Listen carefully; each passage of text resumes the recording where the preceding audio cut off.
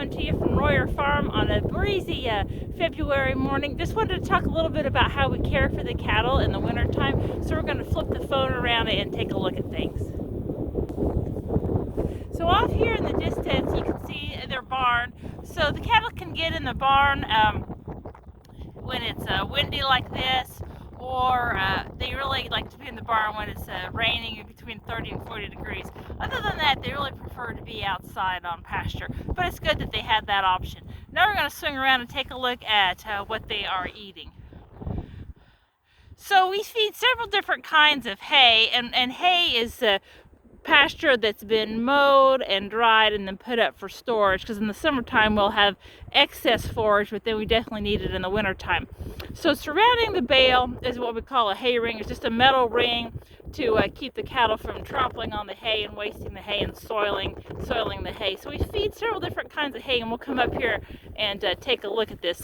This one is clover. So clover is a legume, and it's going to be really high in protein, and so I'd like to see a little more leaf and not quite so much stem, but there definitely is some of the actual clover leaves in there. And then we'll take a look. The cattle will tell you which one they like the best, because there's nobody standing around the clover bale right now, although that was just the last one I fed. And there's two big groups standing around the Sudan, and everybody will get a chance, because they won't eat for more than 30 minutes, and then they'll wander off to digest or get a drink, and then everybody can get in there. But we'll come in and take a closer look at the Sudan.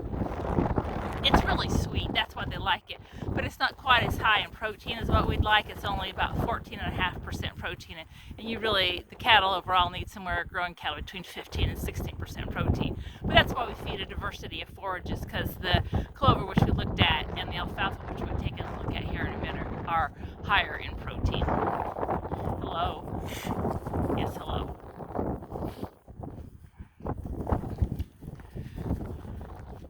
So over here is the alfalfa, and it was put up as dry hay. We can put up some hay as wet hay and wrap it in plastic, and it kind of ferments, but this hay was just put up as dry hay.